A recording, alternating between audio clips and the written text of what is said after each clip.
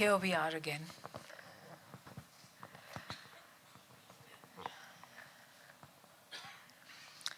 Okay, I don't know really whether we can have a sort of a question-answer thing after this film. It's really, I guess, I'd like to share my thoughts and you can share yours, and then we'll open it out so that people can share their thoughts about the film. If Lina were here, I'd have liked to say what a beautiful film she made. So gentle, such tender moments, and so heartbreaking in its own way. And she made it for her mother and to tell the story of her mother's family, of the women in her mother's family. And that's a very interesting lens because you come to know how the women dealt with what was happening around them and, in their lives. Lina has grown far away from the trauma of this land, and so there is that distance she has, and therefore she's able to sort of also tell that story, in a particular way. And by placing herself and her mother in the story, and we are getting a glimpse of the everyday. Because when you tell stories of people from a region where there is such trauma and such cataclysmic events are happening, that kind of takes over the narrative very often. So to be able to see the everyday, how people live, how they play with their children, which resonated with so many of us here in India, how the kind of things how families gather, how food becomes such an important part of that gathering. And all of this, it's, we are sort of able to see because it's the story of this one family. The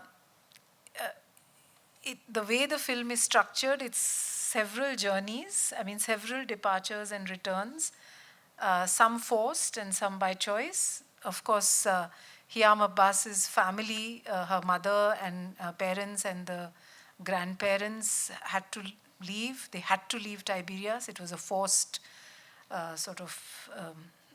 leaving. Hiam's own leaving is by choice. And,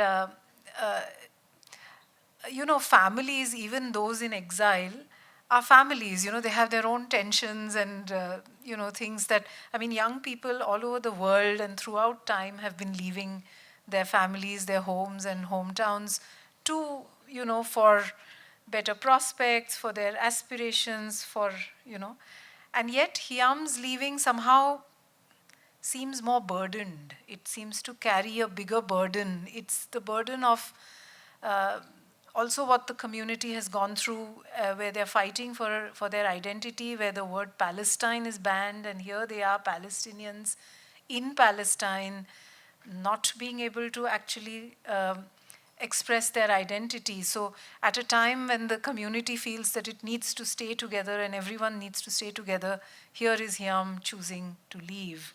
And somehow her departure seems to carry that entire burden of what's happening at that time. That's one thought. The other is, of course, the name is Zinedine, am I pronouncing it correctly? Her father, who filmed all that, So this is early 90s, and the formats available then were Super 8 and the VHS, which had come in, and people were filming. They had begun to film, home videos, we call them. And really, they are quite ethnographic, these home videos, because they're allowing us to see, how people lived. And that footage of baby Lina, that, is so important to the film and to the stories that it's telling us.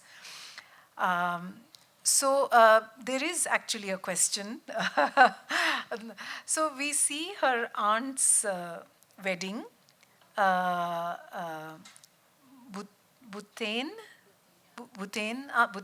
Butena's wedding. And we see her in this white dress, flowing white dress with a veil. And it's an image that, one would associate with a Christian wedding. it's not an image that one would associate with a Muslim wedding. They are Muslims.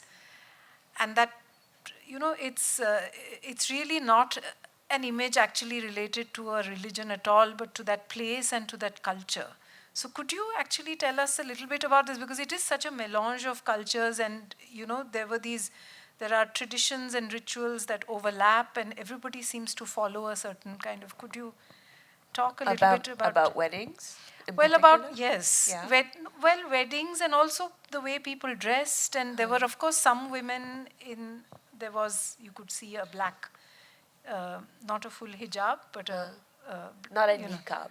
Huh? Niqab, which Yes, is the which is the front. yes. There was no but niqab. Yeah, Yeah. but everybody else was, not dressed like that. Yeah. And so, in terms of weddings, food, language, could you expand a little bit about what that mixed melange of culture was? Yeah, I mean, the wedding dress, I don't know where that came from exactly or how. I mean, if you look at even late 19th century photographs of Palestinian weddings, you'll see that wedding dress. In those photos, I don't necessarily know if those are Christian or Muslim families. It doesn't really matter, I guess. But the white wedding dress has been there for a long time. But historically, the thobe would be worn. So, which we really didn't see in these films actually, but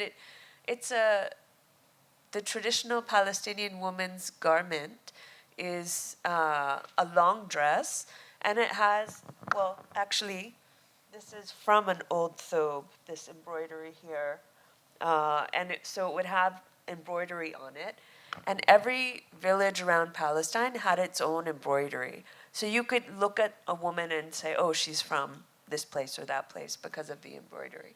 So there was that, and women would wear that. I don't know when they went away from that tradition, but that would be sort of the more indigenous thing for women to wear. And the wedding footage we saw, like, that's very traditional, like that whole in the street, the men coming down and the clapping and the dancing and then bringing the bride out and all of that. That's very, very typical. And in fact, there's a very traditional piece of Palestinian embroidery that you can see in many homes called the Palestinian wedding, which is exactly that scene, the people in the street and the bride and the groom kind of coming together. And so that's that footage from the weddings, and then also the patriotic songs that they were singing, which were illegal at that time. So this time period, by the way, between 1948 and 1967, in what is known as Israel, in 1948 Palestine, that whatever you think of as the West Bank today, that's how it was in those villages. It was under a military armed rule at that time, and so that's why they couldn't say the word Palestine and no flags, and those songs could get you put in jail. So just having those intimate glances into that is really striking. So, and the food, of course, especially in that last scene, which looked amazing, you can get, by the way, I'm going to just do a little plug, at Natuf, which is just a few doors down here in Damlour. It's a brand new Palestinian-owned restaurant which has fantastic food, and I would encourage everyone to go there and to tell their friends about it. And then you can taste what you saw.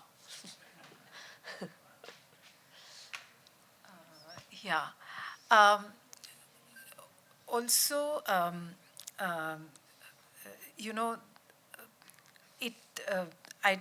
she seems to, Lina says that this was unusual, what her grandmother did, but it seemed like despite the fact that they sort of, Hiam had to sever ties with her parents when she left, but Nemat seemed, it was a progressive family because she continued to sort of work and teach and, and there was, of course, there was writing and poetry, and it's, and some theatre that, Hiam did, there were no cinemas and theatres, but she was part of a theatre group when she was in Jerusalem. Yeah. The one that we see them That go we to see, Hakawati. yeah.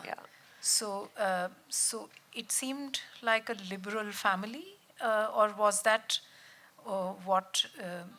was that the norm? Was that how it would be, or was it unusual for a family? I think it seems, I mean, most aspects of her family and their reactions to things seem pretty typical to me.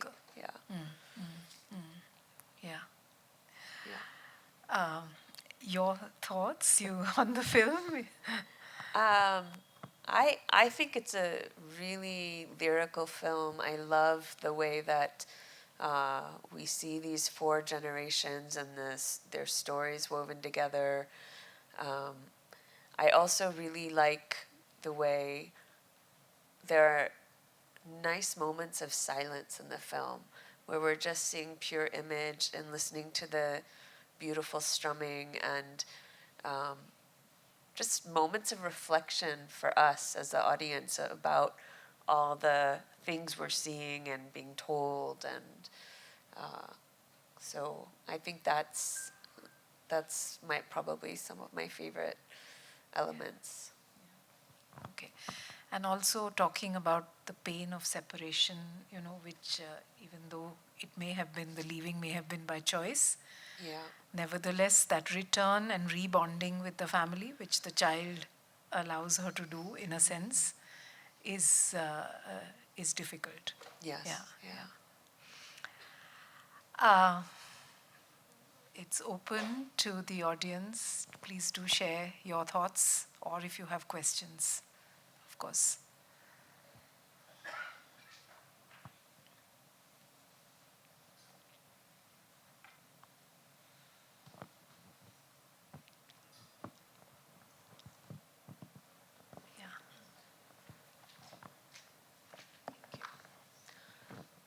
Thank you so very much for your generosity in sharing these 2 films. It's really been, it's been a very emotional evening. And I think, what comes out most is in all that trauma of all those decades, the kind of generation of warmth and, in this whole family connection and as a community even, that kind of resilience that has been there, and we are all very aware of that resilience for the last 7.5 decades. It's just, I just feel that the world is in deep slumber about this. And it's very troubling. And these 2 films really are an opportunity for people to get out of that deep slumber, because to feel helpless and say, oh, what can we do, is not good enough. And also I just wondered, and there is a question out of this, is that these 2 films, are they accessible? Can people sort of put them out there and people can watch it? And no. No, not right now at least, because as I said, at the beginning, they're still new films, and they're still going to festivals, right, and okay. so we don't know. We can write to the filmmakers and let them know that maybe, I don't know, maybe. Anyway, don't know. here's we a don't message. Really know. Yeah. Is that those 2 films really need to get out there for people to really understand, relate, connect, and get out of whatever zone they are in right now. Thank you very much again. Thank you.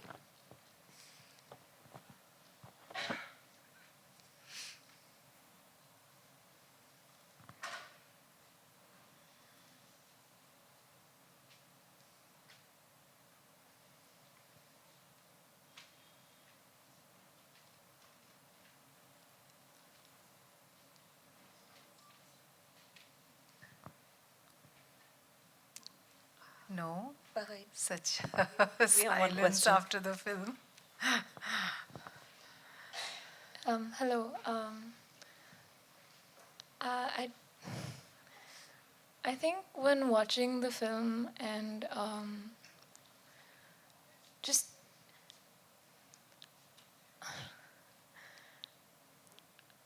I think I was able to see how the actions of states, which are not real things, affect very real people. And families carry that on for generations, right? I mean, what happened with her great grandmother continued. I mean, it changed form, but her grandmother carried that pain, and so did her mother, and so does she today, and we're all sharing that pain when we watch it. And I saw my grandmother in their parents. I'm a partition family, so I think I agree. It's sharing and watching these kinds of things that allows us to feel each other's pain, and it's horrible that that all of this it continues to happen to people today, and I'm just thankful that we got to share this space and be here and watch it together. Thank you. Thank you.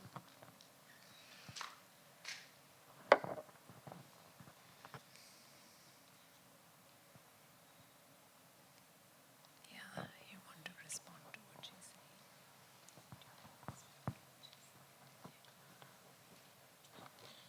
said? In film, I find similarity about partition of Punjab.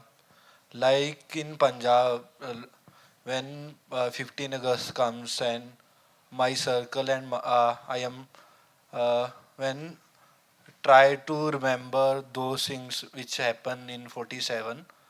Like I feel that I am not independent. The country we call India, Pakistan, like they divided our community, Punjabi community in Pakistan, Punjabi say Indian Punjab. Like that's feeling like I watched a lot of interviews from uh, uh, uh, West Punjab.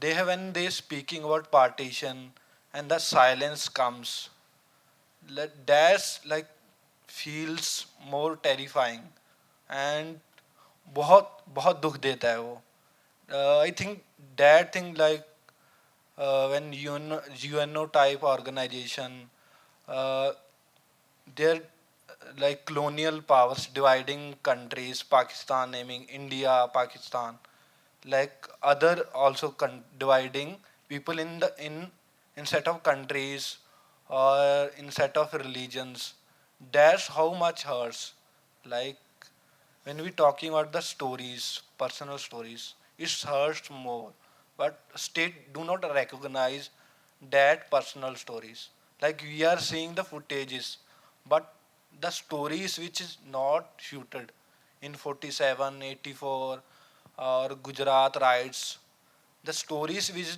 not captured was in the camera. That's like feeling is horrifying, I think. I mean, I don't know. I don't really have an answer to what you're saying, but one thing I can share is in the film, you hear it sort of a couple of times where, um, you know, the first the grandmother, Nemat, tells, first the great grandmother says the same thing, and then later even Hiam says it, where the past is too painful, so don't go there because you know you don't want to revisit the past because it's painful, and therefore a silence descends on it. And it's certainly true. We have sort of read and heard so much about this in India regarding partition that there were people who never ever wanted to talk about it again because they never wanted to revisit that trauma again.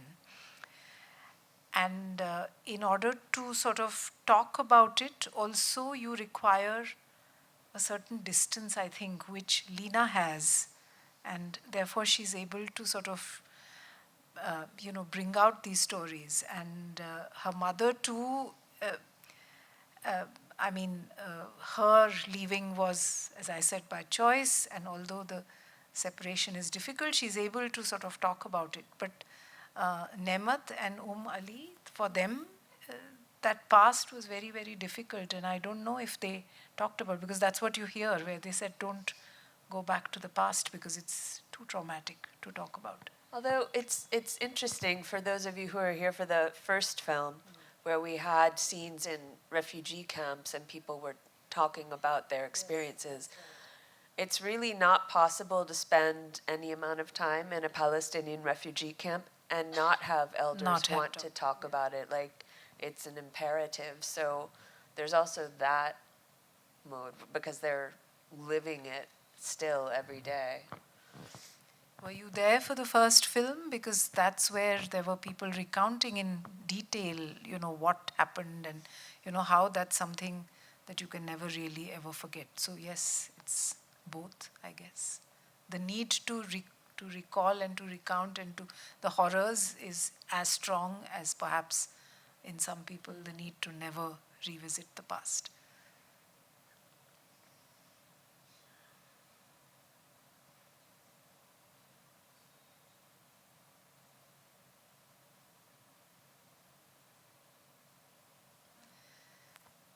Yeah, I mean, while people are gathering their thoughts, yes, please, I was just going to talk about the many journeys that you see in the film. There is the current journey.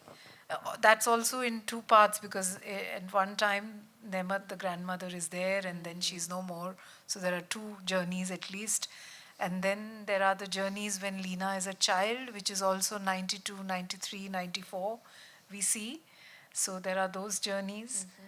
And then, of course, there are the previous other journeys, which are, there's no return from those. Yeah, sorry, Sandhya. Please go ahead. No, mine is just really a comment. What I found most poignant, the film starts with her in the water. And she says that, I think my mother wanted me to feel the water of her land. And then much later, when she goes to Syria and she meets her aunt, and her aunt gives her a kiss for each member of the family. So And the again, smell. and the smell. I mean, I found that extremely poignant. And yeah, I think I also thought of partition, and I also thought of, stories of partition we've heard. And again, similar story, this thing of smell and kiss and land and water has also come up there. Yeah. Yeah, and her going on saying, this is my niece, she's from Palestine, although she's not. She's been able to go there because of her French passport, as she says. But she's still bringing the smells of the family, to that. That's also a refugee camp, right? Yarmouk? Yes. Yeah. Yeah.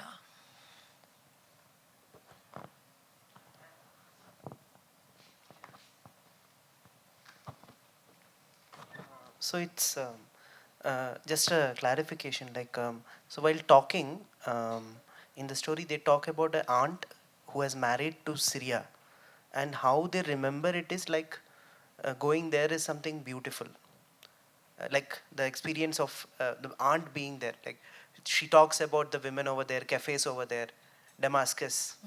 But when we hear about Syria right now, it's that the picture is completely different. If you can, I personally, I was not aware of that part.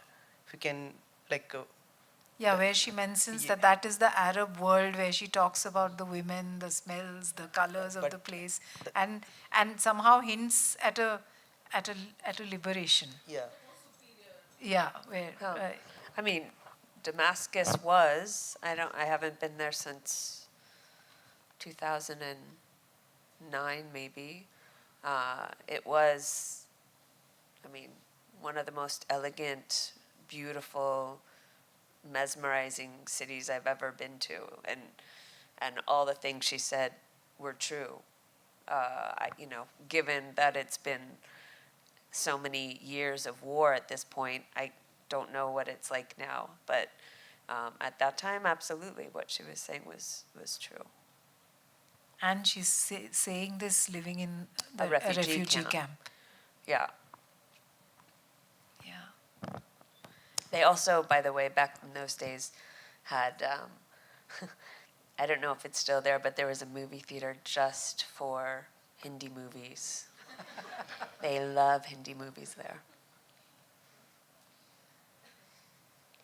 Yeah, so I just wanted to highlight something which I felt very strongly in the film, was that the way the women, there's a certain stereotypical women about Muslim women, the traditional Muslim woman, Palestinian woman.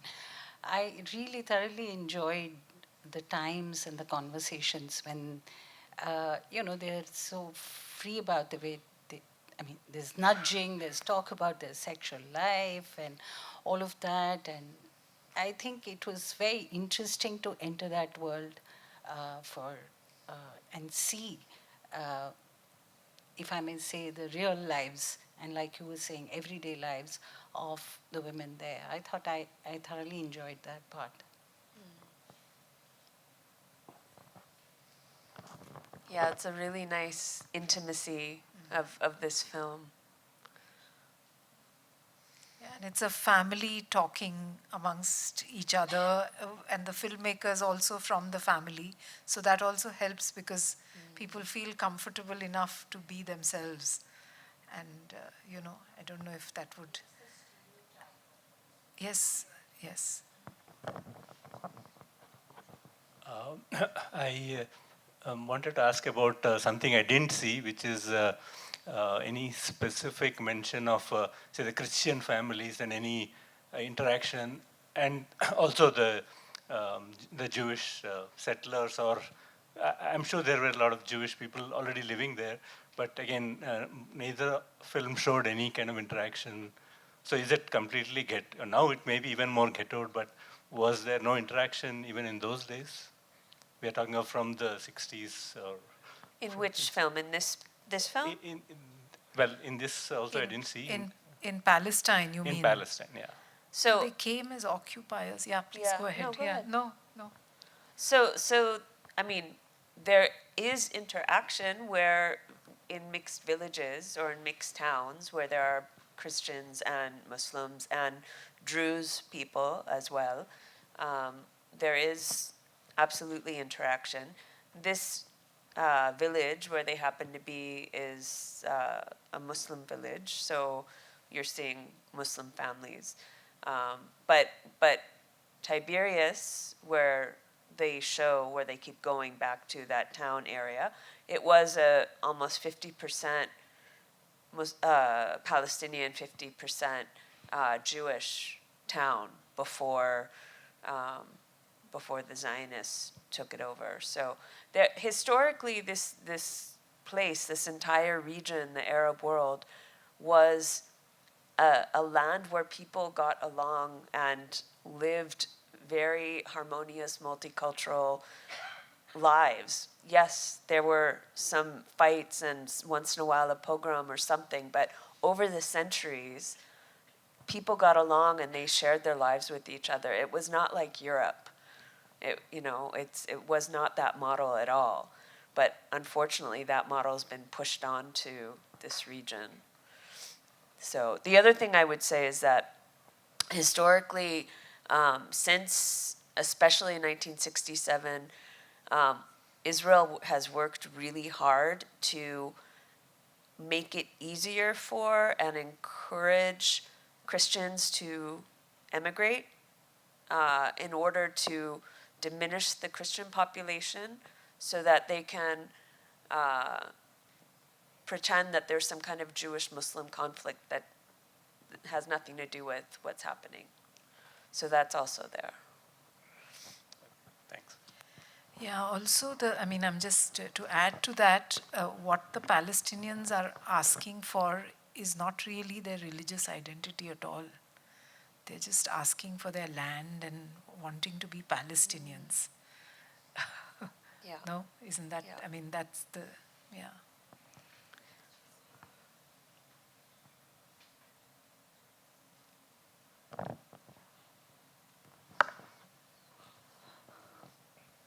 Yeah, watching these documentaries is not easy, especially when there's a looming larger war happening. So I was drawing parallels, when they were showing Lebanon. I was like, Lebanon is attacked now, Yemen is attacked. So it's really heartbreaking, and I really don't know where things will be going. Yeah. Quite stunned to even talk.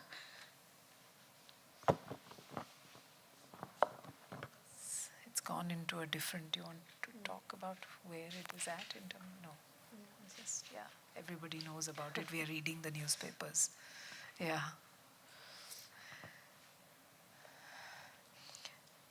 Okay. So, if that is all, then we will end the conversation here. I want to thank, of course, the Bangalore International Center, as always, for being our collaborators in these screenings.